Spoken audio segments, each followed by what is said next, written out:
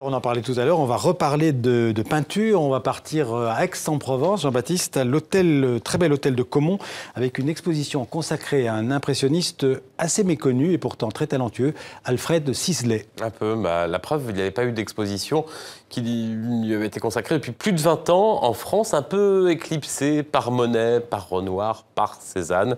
Et bien, réhabilitation à l'hôtel de Caumont, parce que Sisley, c'est vraiment, on pourrait dire, le plus pur des impressionnistes, celui qui n'a jamais dérogé aux règles du mouvement, avec toujours ses paysages, ses ciels aussi absolument inimitables. Quand on voit ses toiles en vrai, jusqu'à la fin de sa vie, il va rester fidèle et puis il va peindre beaucoup en région parisienne. On ne sait pas grand-chose sur Sisley, on sait qu'il est mort très démuni, il était très secret, réhabilitation. Donc, à l'hôtel de Caumont, je vous propose de visiter cette expo.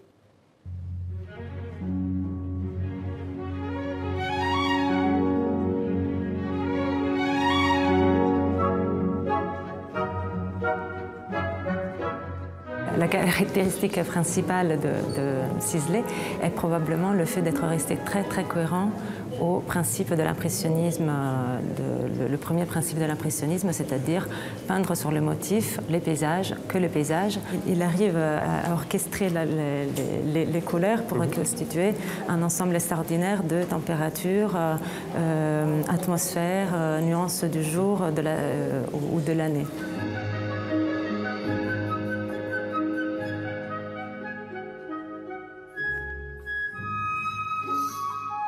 C'est tout à fait une caractéristique de Sisley de ne pas choisir des personnages dans ses paysages. Quand on a des personnages, c'est plutôt pour mieux comprendre l'atmosphère, la température. On a un personnage qui ferme son parapluie après la pluie. On a un personnage perdu dans un paysage enneigé qui donne encore plus cette sensation d'isolation dans le froid. Mais voilà, c'est plutôt anecdotique pour raconter davantage les paysages. Donc au même titre que les reflets dans l'eau, les arbres, ça fait partie du paysage.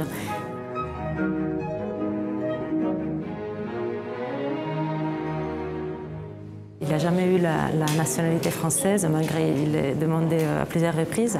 Et pourtant, il a vécu toute sa vie en France et c'est un peintre véritablement français finalement, parce que tout son univers visuel, son paysage, c'est les paysages de la région parisienne, un territoire assez restreint et très français.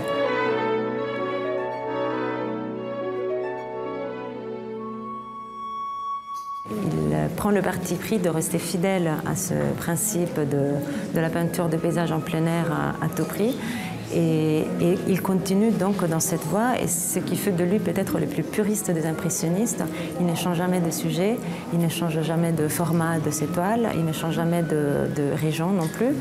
Et il ne fait que radicaliser de plus en plus son approche. C'est ça qui fait sa force et qui fait qu'on peut, d'un certain point de vue, le définir le vrai impressionnisme.